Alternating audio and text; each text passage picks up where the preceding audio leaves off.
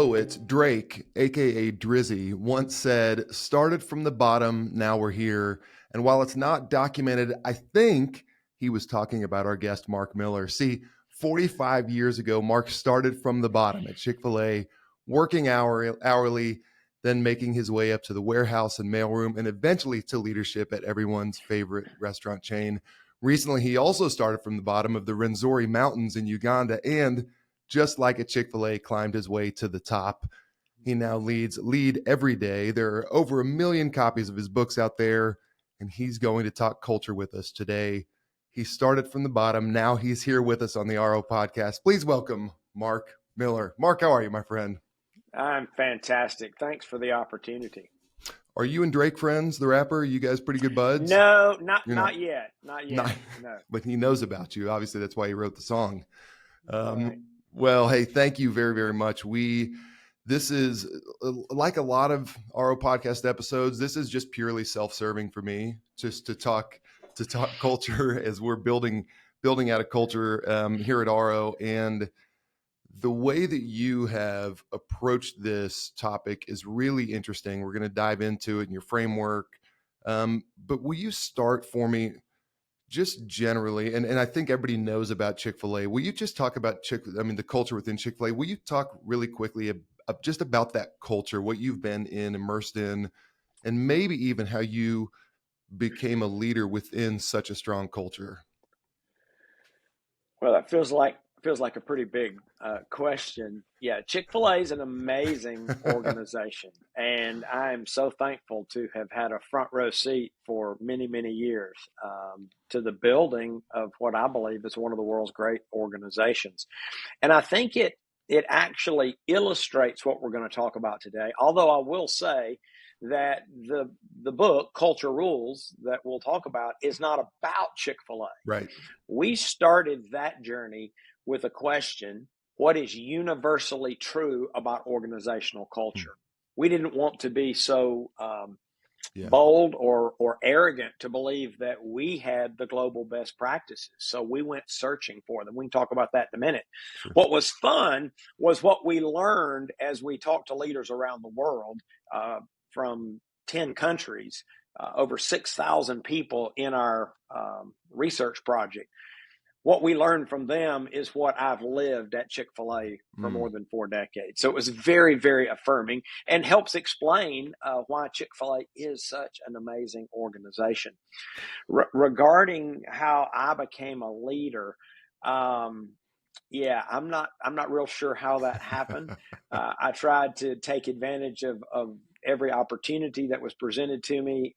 What I lacked in talent and giftedness, I tried to make up for in hard work, and doors opened, and I was always able to assemble great teams. Anything I've done over the last 40 plus years, I can point to several, if not dozens or scores of people who made the work successful.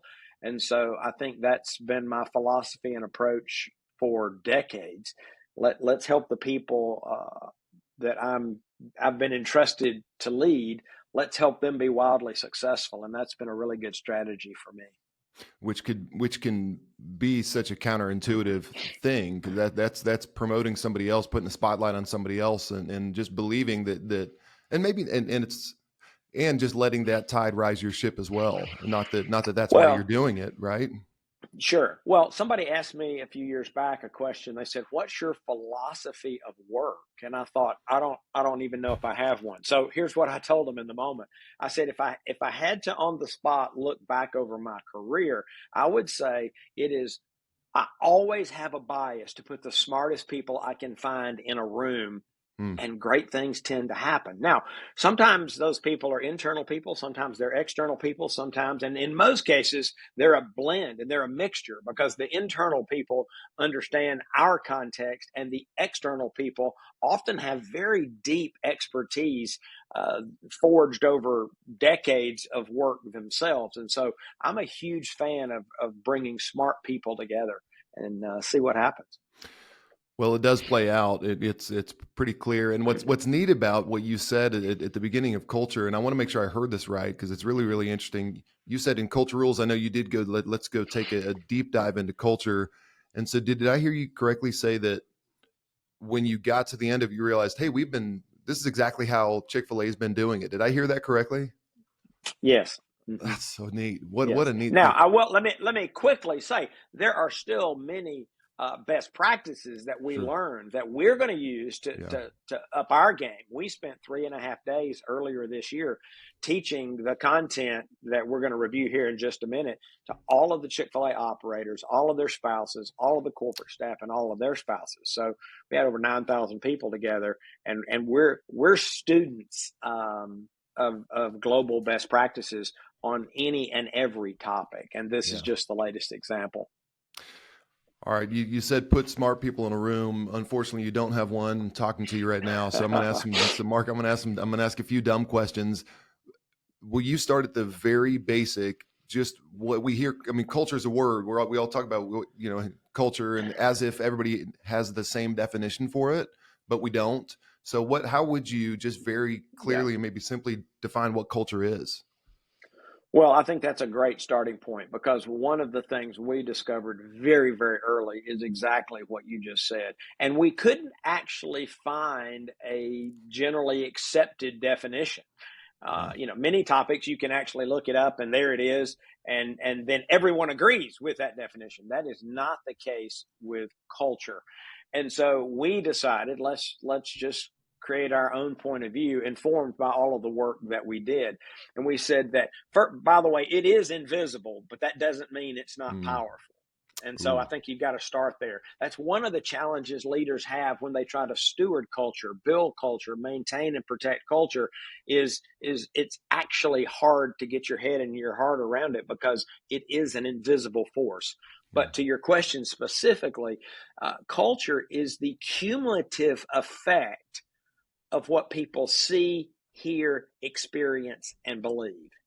It's the cumulative effect of those independent um, elements. Now, Mm. the most exciting part of that definition is probably not in the definition, at least for us. It's if you ask yourself who has the greatest influence in an organization on what people see, hear, experience, and believe, it's leaders. Mm. It's leaders. And so this is the work we've done is for leaders to help them as they think purposely and intentionally about what they want people to see, hear, experience, and believe. So a follow-up dumb question is, who is a leader? Does that by title? Is that by No, it's position? no. I mean, you can make that assumption, but there are far too many men and women in positions who have a title that actually aren't leading. Mm. Um, it's about influence and it's about shaping the thoughts, the beliefs, and the behaviors of other people. And we all have that opportunity. It's much more of a role that needs to be fulfilled than it is a title that an individual would assume. Mm.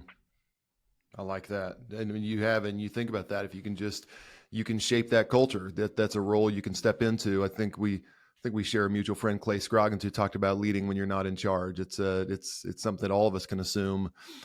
Okay. So getting into, this is obviously it's the cumulative effect of what people hear, see, feel, and believe. So it is critical to the success, but what's the direct tie-in with culture into the success of a company? How does that directly tie Okay. in? Well, culture impacts everything, which is hard to imagine. But again, let's go back to this invisible force. It permeates every aspect and every facet of an organization. Every decision, every thought, and every action is influenced and impact by what people see, hear, experience, and believe. It's culture is it's the water that we are all swimming in. Mm. And the tie, interesting enough, that the data on this is very clear and compelling, but we didn't put a lot of data in the book because one of our questions that we asked leaders all over the world was about performance, because we make an assumption that leaders actually care about performance. Now, quickly, it varies from organization to organization. I mean, if you're a sports team, performance looks very different than a business person or a nonprofit or church, a school. I mean, we got that the metrics and the objectives are different, but leaders fundamentally care about performance. And so we started talking in this global survey and in a lot of interviews and a lot of focus groups, we began to talk about performance. And we asked all of these leaders a question, and here's what they told us. 70% globally, 72% of the leaders in the US said that culture is the most powerful tool at their disposal to drive performance. Wow. 72% of leaders. So that let us off the hook a little bit. We don't have to talk a whole lot about why you should care about culture, because 7 out of 10 already get it. They already get it. So that was not particularly insightful. I mean, we didn't know the number, but I would have guessed that a lot of leaders understand either intuitively or experientially what the data bears out is that healthy, thriving cultures outperform those that are not. And again, it's almost so obvious. But here's the data point that got our attention and actually served as the defining moment for this work. We asked those same leaders, right? So again, I'll remind you and your listeners, 7 out of 10 say it's the most powerful tool at their disposal to drive performance, and we're making an assumption they care about performance. We asked those leaders to rank their priorities, and creating and maintaining culture came in at number 12. Wow. Now, I don't know about you. I'm not working on my 12th priority. I mean, I might can make a list and number it 1 through 12. I'm lucky if I can stay focused on my top 2 or 3 priorities. Right.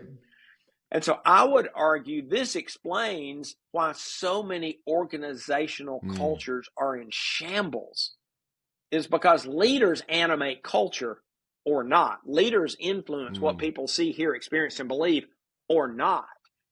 And at least in the U.S., leaders are telling us it's number 12. Then we began to wrestle. Well, the reason I call that a defining moment for us, we said, okay, so we don't need to convince leaders this is important. What we need to focus on is how to close that knowing doing gap. Yes. They know it's critical and they're not working on it. And so that's the direction that the project took once we had that data in. And you'll have the answer. Well, it's funny, the term priorities, I've heard this, and who knows if it's true, but it's one of those good stories that you kind of hope it's true. But they say that the term priority was only singular until about 100 years ago. And then we made this thing plural. I say 100, 200, Right. who knows? Then we made it plural. You can't have priority means the first thing, right? It's the very first thing, the prior thing. And so you can't have multiple priorities because there's only one thing, right? And so certainly if it lands on, to your point, on number 12, there's nothing that's going to be done about it. Right. So nothing thoughtful, nothing intentional. You'll see Right. random things happen in the name and spirit of enhancing the culture, but in many, many cases they're just not strategic. Yeah. And they're not purposeful. That makes sense. And you'll have the answer to this, but what comes to mind for me on why people might not look at culture is, one, they have no idea where to start. And then another thing could be, well, no, we did our core values 6 years ago. Why do we need to, what do you mean? We don't need to do anything else, right? It's almost like, do you think people with culture think it's like a set it and forget it type mentality? No, we did those things, so we don't need to maintain it anymore. Are any of those getting close to why that gap exists? Yes. And as you gave a couple of examples there are any number of reasons the gap exists. One of them is set it and forget it. But there's an assumption that we did, as you cited, core values 6 years ago, so we're good. That's actually one of the real risk, is that leaders don't maintain sufficient ongoing focus and attention to culture, and it just requires a leader's ongoing involvement. Now, the other thing you mentioned is they don't actually know what to do. I think we saw an example of that, I don't know, about 15 years ago. And I'm not trying to beat up on anybody in your audience who did what I'm about to say, But to me, it is the perfect example of leaders that don't know what to do about culture, but they know intuitively they should do something. And you may remember this, again, probably 15 years ago, the media began to cover the culture at Google.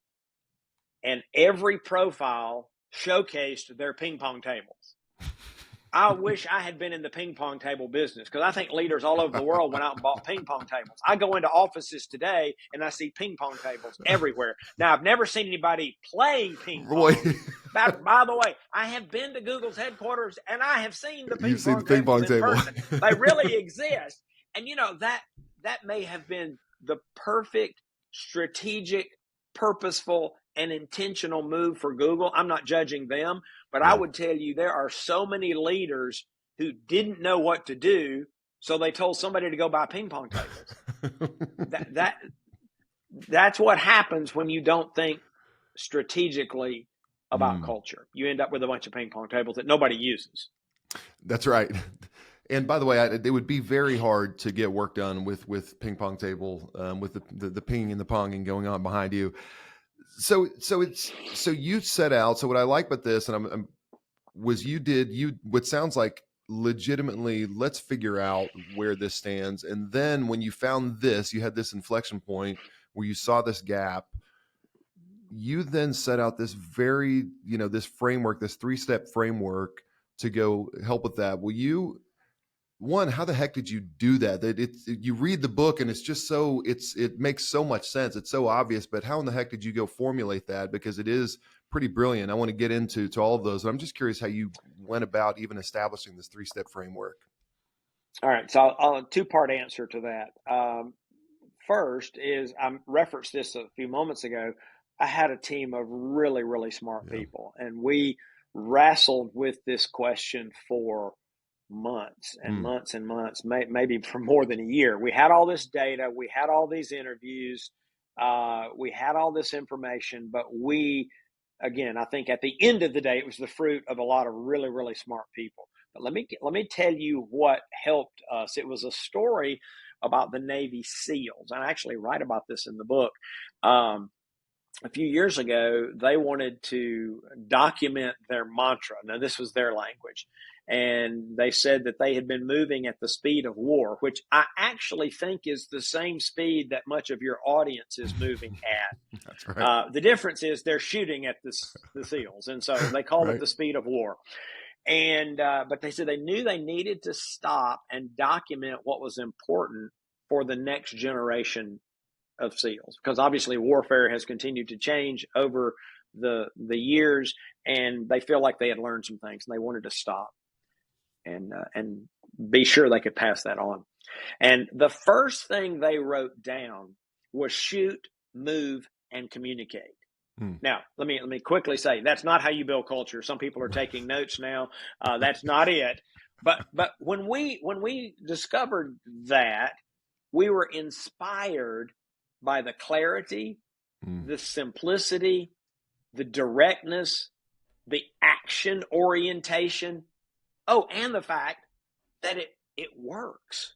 Now, I know Rourke Denver, the former commander of the SEALs. I was with him just a few weeks ago, and he would be the first to tell you that's not all you need to know to be a SEAL. Sure. But it's what you need to know to survive, to fight another day.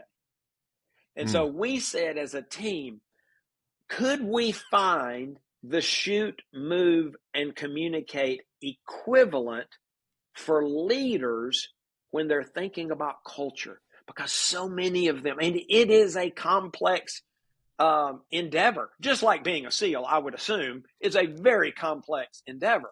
But they had provided clarity as the first priority.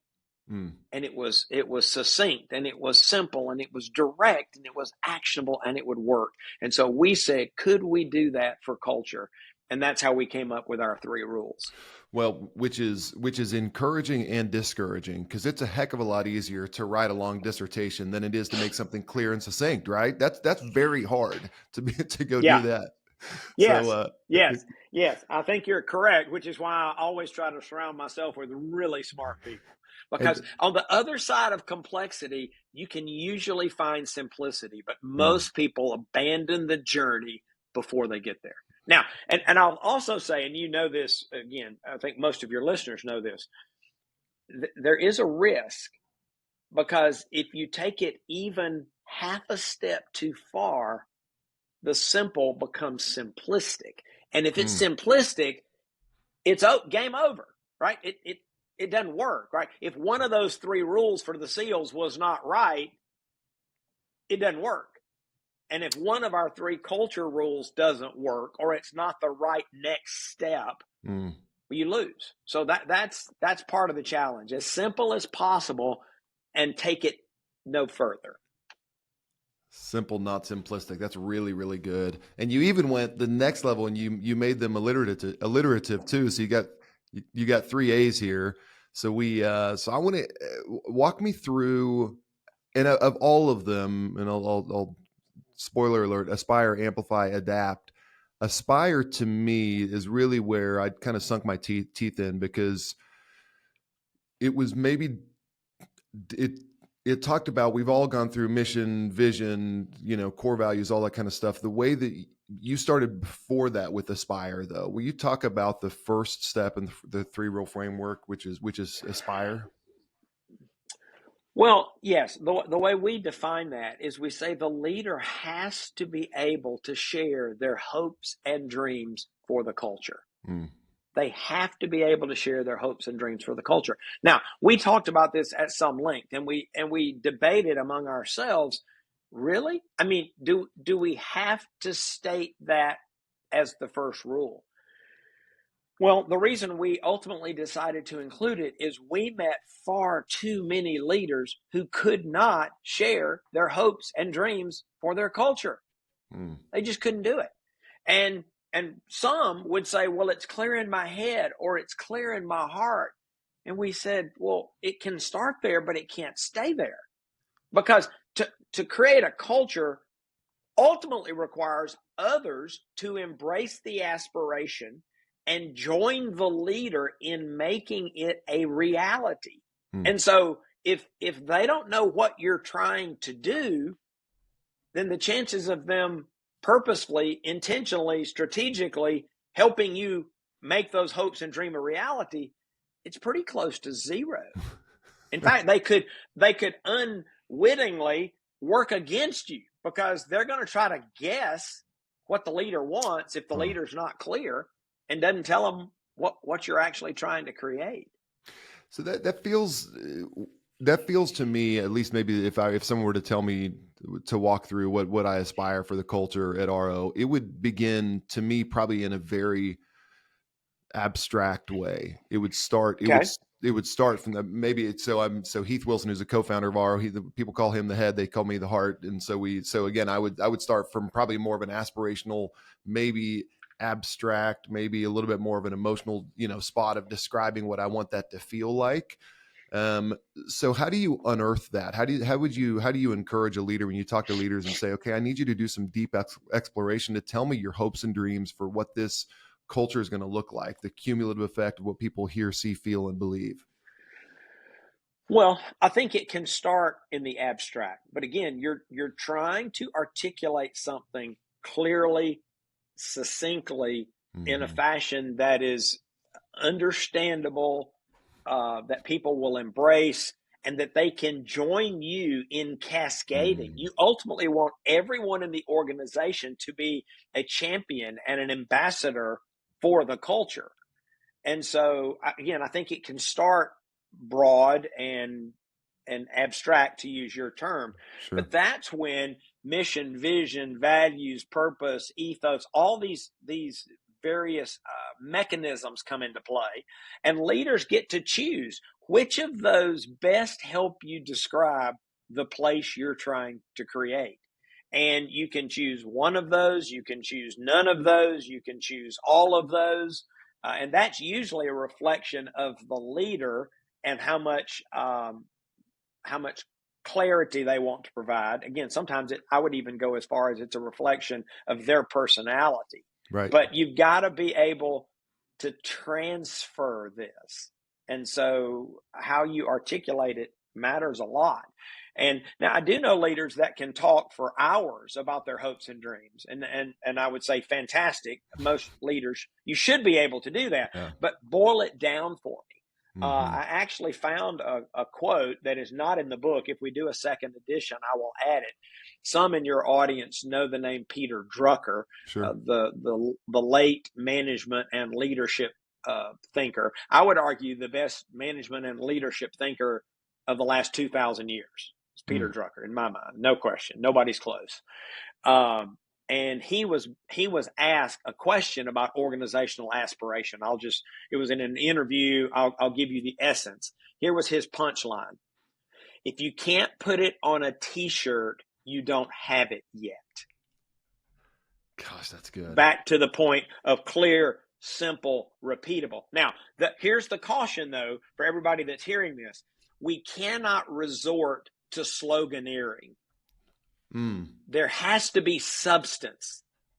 There has to be, there's got to be a backstory. There's got to be a bigger story. But can you state it clearly, simply, in a fashion that is repeatable? Because you need everyone else to join you.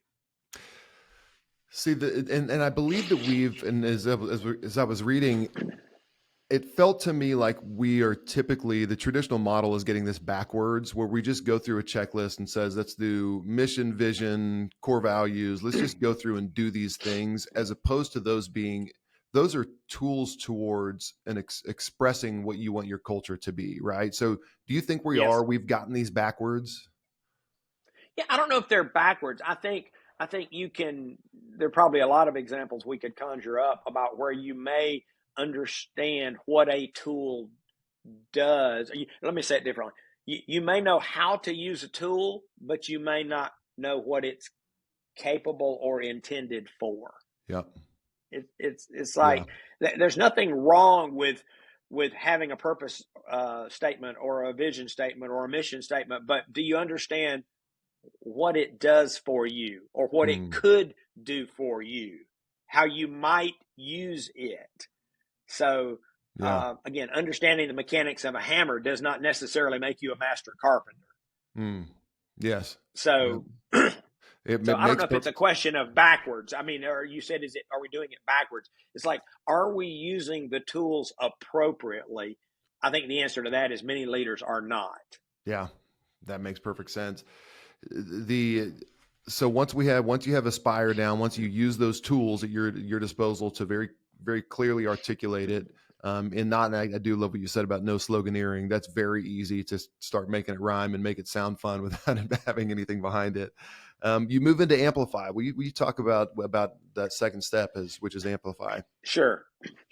And we chose that word for a lot of reasons, not the least of which is it represents one of the challenges that leaders face. There is so much noise in the world, and we immediately assume noise is all bad. A lot of it is good. There's just a lot of stuff that's vying for the head, the heart, and the hands of your people.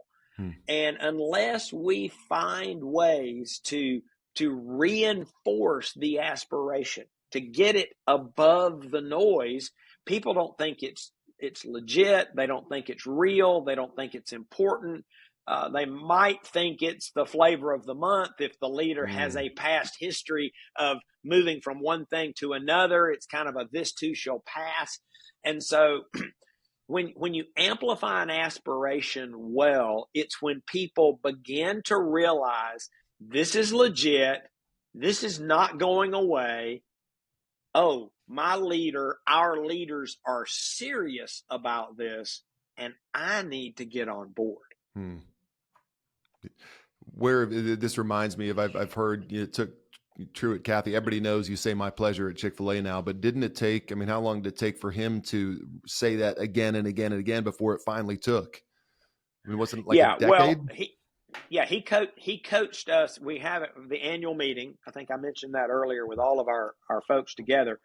And from the first time, he's the one that said, hey, we're going to do this.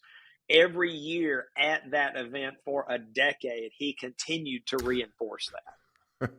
And now, And we've got a video that's kind of cool where each year with the date at the bottom, and each year it's him on stage kind of reinforcing that. In fact, year 2, he said, hey, last year I told you we were going to do this, and I don't think you understood. And he said, we're going to practice this. And he made everybody practice. And it's like he stayed on message, amplifying the aspiration. And so that would be a great example. Which that takes for a leader, that takes a lot of things. That takes, to me, this is why you have to be so clear on the aspiration, because if you're not fully sold on it, then it's going to be impossible for you to try to amplify it, for you to try to reinforce it. So one, it seems like you have to be very, very sold on what that thing's, very committed to whatever that is. And then secondly, you have to be probably even like vulnerable to do that. You're putting yourself out there again and again at the risk of everybody rolling their eyes and saying like, oh, here we go again. Like, here goes Truett again on my pleasure, but you have to continue to do that. So how do you see, what ways have you seen leaders do this really well? And what are some of the ways? There are multiple ways to amplify. What are some of those ways that a leader can amplify that aspiration? Yeah. Let me just give you a couple. The first is role modeling. That people always watch the leader. So let's just take the Truett scenario. What if Truett said that in front of the thousands, and then when you encountered him, he didn't use my pleasure? That would totally undermine what he was encouraging others to do. People always watch the leader. And so role modeling would be first. I would say another extremely powerful tool at our disposal is storytelling. What are the stories you're telling about the people in your organization that are making the culture a reality? A few years back, we were actually studying execution, and our team ended up with some of the coaches at University of, we were at Clemson. That's where we were. We were Clemson. And we were there to talk about execution. Again, I know they're struggling this year, but you look at the last decade, they've been pretty good at execution.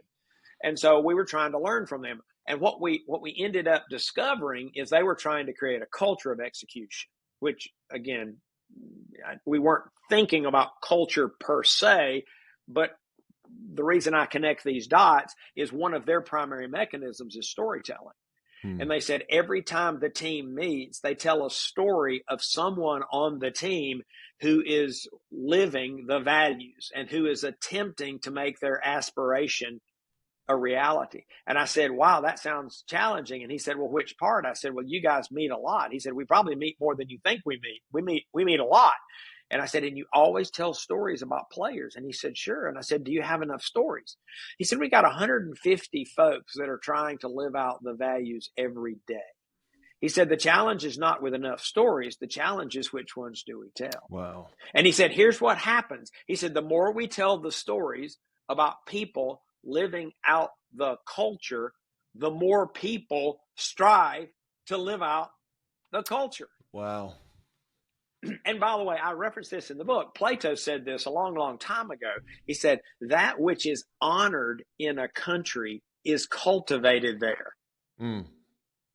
That which is honored is cultivated. When you start telling stories about people, you start making heroes of other people, and more people are going to try to do those things. Let me give you one more, and it kind of ties all this together. I call it strategic repetition. It's what Truett did year after year. It's what the Clemson coaches did, but this was showing up over and over and over. This wasn't a one and done. This wasn't, as you referenced earlier, we worked on our values 6 years ago and we finished it. I was interviewing a leader from Netflix for this project, and I asked him how often he talked about culture, which he thought was a very odd and bizarre question. His response was, well, every day. He said, every leader at Netflix talks about the culture, or some aspect of it, every day. He said, why wouldn't you? It's what's most important. Now, let me quickly say, I've had to clarify this for a lot of folks. Culture is actually not most important. Leaders should care about performance, but culture is most important if you care about performance. I mean, the assumption is you care about performance, But the goal is not culture. Culture is an enabler of performance. And so this Netflix guy said, "Oh, we all talk about it." And then just to raise the bar, another story: a senior leader, his organization worked in about 100 plus countries, and he kind of thinks the whole idea of talking about culture once a day is pretty lame. And I wanted to learn more. He said he talks about culture in every meeting. Wow.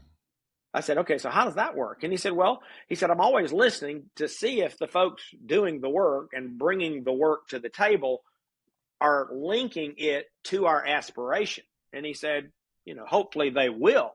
He said, but if not, he said, that's how I close the meeting, by linking what we just worked on to our aspiration, how this is going to help us create the culture of our hopes and dreams. Right. And he said, now, and then I thought, well, that's pretty amazing. I'm thinking, man, I got to raise the bar. I got to talk more about culture. And then he said, oh, by the way, at the end of the meeting, if I can't link what we just talked about to our aspiration, I asked the people in the room, why were we talking about this? Wow. Yeah, that's strategic repetition right there. I think what you did, I'm processing what you said, before, and it's, I mean, again, my mind is going nuts here on how this plays out, because you said that culture is not the goal. That's such an important distinction. Culture is an enabler of performance. And if you have that's, and it makes me think that the reason why people, when cultures get bad, is that they don't actually believe that culture is, it's a risk to focus on culture. It's a risk that believes, like, that says that there's a direct tie between the culture we establish and then our performance. And if you don't really believe that, then you're not going to focus on culture, and it's going to show up, and you're not going to perform well. So it is an act of faith to say we have to do this because we know it's going to tie to performance. Yes. However, unprompted, over 70% Right. of leaders, if you ask them to think about it, they say, well, that's the most powerful thing driving performance. So it is interesting. It is interesting. That's yeah, exactly. So why the heck are we not? And I mean, it makes sense. It goes back to the reasons why we said before. And you said also, when that which is honored is cultivated, and as you cultivate that more and more, you begin, I believe, that the people, if they're cultural misfits, if they don't fit in the culture, it'll probably pretty quickly weed itself out. They start to almost self-identify. Well, I think that can happen, but if leaders identify people who don't fit and can't fit and won't fit, then leaders have to deal with that. Leaders, which actually is a pretty good transition to our third rule. I'm trying to help us monitor our time here. But before we go there, let me offer a cautionary note to your listeners. If you have a clear aspiration and amplify it well, I guarantee you 100% your culture will move toward the aspiration. Yep. It'll work like sunrise and sunset. And here's the cautionary note. Here's the risk. I know something about leaders. I've been leading for over 40 years. Leaders love progress. And there's going to be a real temptation when you have an aspiration, you amplify it, you see progress. You may even think, wow, it's working. Leaders want to check it off and they want to move on. Yep. They want to declare victory. And you can't do that with culture, because there's actually there's a step worse than declaring victory. You can move into protection mode. And if you try to shrink wrap your culture, you'll suffocate it. You'll kill it. Wow. You'll kill it. So the third rule is to adapt, to always be looking for ways to enhance the culture. Always, forever, you're trying to enhance the culture. And the first thing, I'm going to give you 3 or 4 things real quick you can do. One is you have to close any critical gaps, because, I mean, they're obvious to everyone. And if you don't address them, one, you're not creating the culture that you say you want to create, and you're destroying your own leadership credibility because you're saying something and then you're pretending that it's either true or that there's not a problem. I was on a call recently with an organization, and part of their ethos that they're trying to, their hopes and dreams are a place that raises up leaders. And on the call, they said, yeah, but we don't do that.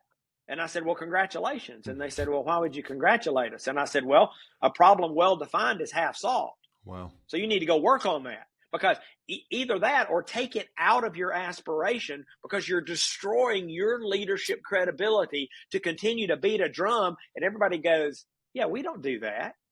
So you're either a coward, you're out of touch, you're clueless, you're incompetent. I mean, there's nothing good from saying something and then ignoring those critical gaps. So that's the first thing. That's how you adapt, is you attack critical gaps. The second thing you do is you attack the toxins, which you might say, well, what's the difference in a toxin and a critical gap? A critical gap may just be something you're not working on that you said you want to work on. A toxin is a pattern of unhealthy and unproductive behavior. A pattern of unhealthy and unproductive behavior.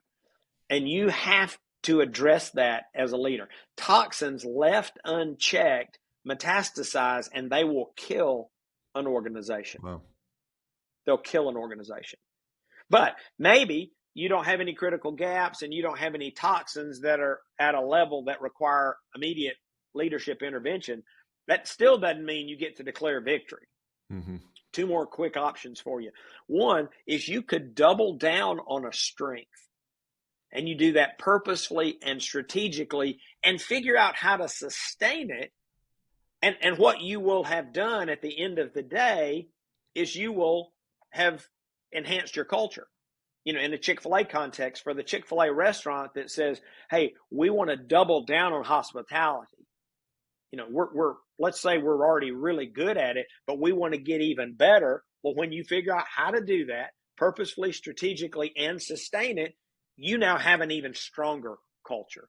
So some of the folks listening to this, they could take something they're really good at, make it better, and you would say, yes, they've enhanced the culture. And there's I got one more. You got time for one more? I got all the time in the world. All right, here's the last one. And I don't hear much about this, but it's a really cool option. So maybe you've got no critical gaps. Maybe you've got no toxins. Maybe there's not a strength that you feel like right now you want to double down on. You can always entertain the option of adding new capabilities. And I would say Chick-fil-A Incorporated did this about 15 years ago, when one of our senior leaders said, hey, I think we need to be more innovative as a culture. As we look into the future, I think we're just going to need that. Now, we're no strangers to innovation. I mean, Truett Cathy invented the chicken sandwich, right? So we understand innovation. But if you look at our history, you might argue it's been a little bit sporadic, and you tend to have pockets of innovation, or people who innovate, and you have many, many others who may not. And it was this leader's encouragement. Let's change the culture. Let's enhance the culture and become more innovative. And of course, once that new aspiration, that expanded aspiration has been established, we went to work doing all of the things that you would expect to amplify that aspiration. We defined it, we staffed it, we funded it, we celebrated it, and here we are 15 years later. And I would argue we're much more innovative as a culture. So that's another option that some people never think about when they're thinking about, we could just enhance the culture by doing something additional to make us stronger. What's interesting, and this may be the obvious, it will be the obvious statement of the conversation here, but you just think about it, you're talking about storytelling and how important that is within the Amplify. And then you talk about adapt, and it requires, again, I don't know how to say this without being way too overly simplistic, but it just requires you to listen, requires you to be in touch with you have to go seek out the stories. And when you seek out the stories, you're going to learn, and then you're going to celebrate it. And then you learn how to adapt better. Is that, I got to think that focus and intention and listening is such a critical piece of all of this. Absolutely.